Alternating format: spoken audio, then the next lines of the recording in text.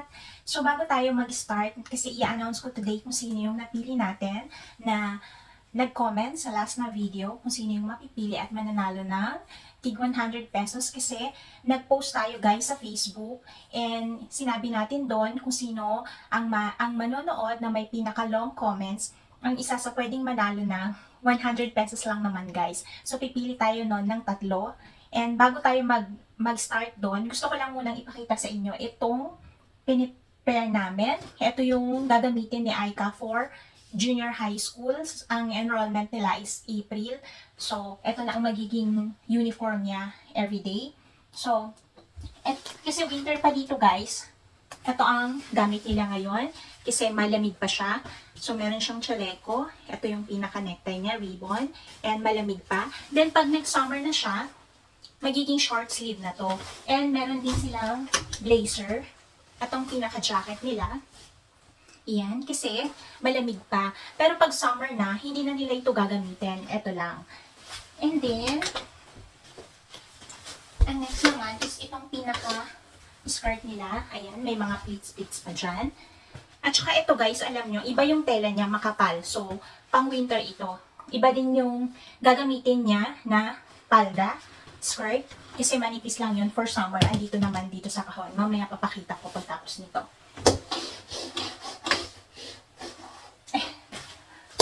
And then, ito naman guys, yung uniform nila, short pants ito and t-shirt para sa PE. And ito naman yung for winter, long pants. Try natin buksan para magpakita sa inyo.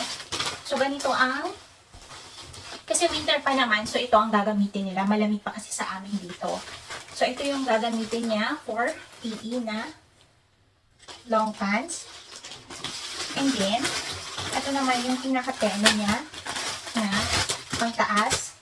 Yan. So, yan. Ganito siya, guys. Yan. Andito kasi yung pangalan niya. Although, alam niyo naman na. And then, ito yung ilalagay sa pinaka-loob niya. Hindi na mahaba yung kinuha namin, hindi na long sleeve kasi makapal naman na to. So, short sleeve na ang kinuha namin. Ayan, t-shirt siya. Ganyan siya guys. Ayun. And then, ito yung sinasabi ko sa inyo guys na pang summer na skirt.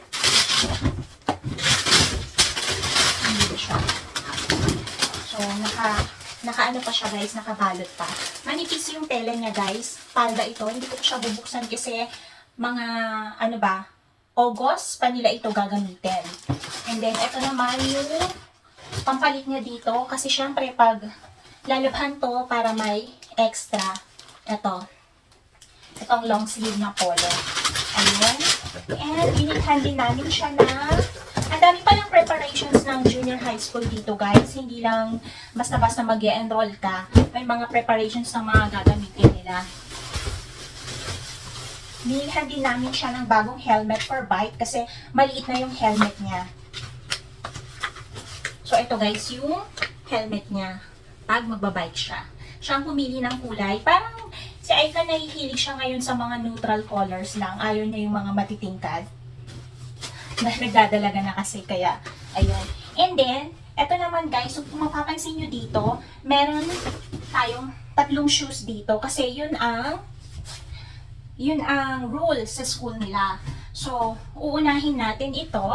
Ayan. Ito yung tinatawag nilang uwabaki. Ang uwabaki is yung ginagamit nila sa loob ng school. Hindi kasi nila pwedeng gamitin yung shoes na ginagamit nila sa labas. Kailangan merong ibang shoes na gagamitin sa loob ng school nila. So, ito yung everyday na gagamitin niya sa loob ng school. Ang laki ng paa niyan. Mas malaki pa sa akin eh. And then, next naman, ito. Siya din ang pumili niyan. Sa lahat ng binili namin, siya ang pinapipili ko kasi siya ang gagamit. Ito naman yung gagamitin niya for everyday na pupunta siya sa school. Bagong labas daw to Hawkins. Ang laki ng paa niya guys. At saka sobrang lambot sa loob. Siya din ang pumili nitong kulay. Black and white. So, detail na siya dito. Magaling din siyang pumili, no? Ayan. So, ito ang gagamitin niyang shoes everyday na papasok siya. So, iba yung ginagamit niyang shoes kapag gumagala kami ng family. So, iba din itong gagamitin niyang shoes pag papasok siya sa school. And last, atong for PE na shoes. Iba yung gagamitin nilang shoes pag araw ng subject nila ng PE. So, ito yung required. Lahat sila, pare-pareho nito. So, inantay namin to kasi order ito lahat, guys. So, ayun, dumating din. Tinawagan ako kahapon, din pinik up ko siya. So, ito ang gagamitin nila. Hindi siya madulas. Hindi sila madudulas kapag nagpi-PE sila. Ayan. So, pare-parehas sila nito sa loob ng school nila pag araw ng PE. Ayun. So, ito yung uwabaki niya. Ito. And then, ito yung for everyday. And then, ito naman yung for PE. Ayun. So, grabe guys. Alam nyo ba, sobrang nakakalula ang presyo nito lahat. Kasi, hindi ko in-expect na ganun pala ka mahal. Junior high school lang kasi siya. So, hindi ko in-expect na ganun kamahal ito lang na preparations na ito. So, ayun. So, next naman na gagawin natin is i-announce natin yung napili nating lucky winners na nag-comment ng napakahabang comment dun sa last video natin. And, so, i-announce natin kung sino yung ating napili today. So, guys, announce na natin. So, bali napili ko kasi ang ganda ng comment niya, nabasa ko kanina. Etong si Claudine Beverly Katamko. Sabi niya dito, nakakatawa naman ngayon po ako nakakita pasalubong galing Philippines. Ang dami-dami, ang sasarap ng mga yan. Di matatawaran, ang saya sa mukha ninyo. Talagang na-miss ninyo ang mga pagkain galing Pinas. Sana'y madami pang pasalubong ang dumating sa inyo dyan. Salamat sa pagbahagi sa amin na inyong magagandang videos. And ingat tayong lahat parati and more blessings to come. Ayan, congratulations, Claudine Beverly Katamko. So, ipipm kita ha, para matanong ko sa iyo kung saan ipapadala ang iyong napanalunan. And, next naman guys, na napili ko is itong si @Boteng22.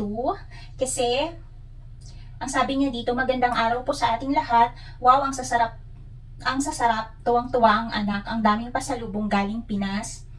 Talagang favorite nyo ang polvoron. Yes po, favorite ko talaga ang polvoron.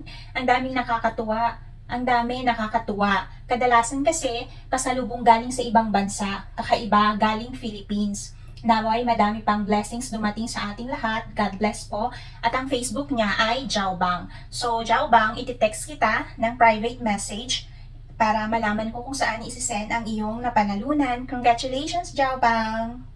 So, ang next naman na napili natin guys ay si @Manilin Sindao. Ang sabi niya dito, wow, nakakatuwa naman po pag ganyan karami yung matatanggap nyo galing Pinas. Nakakatuwa.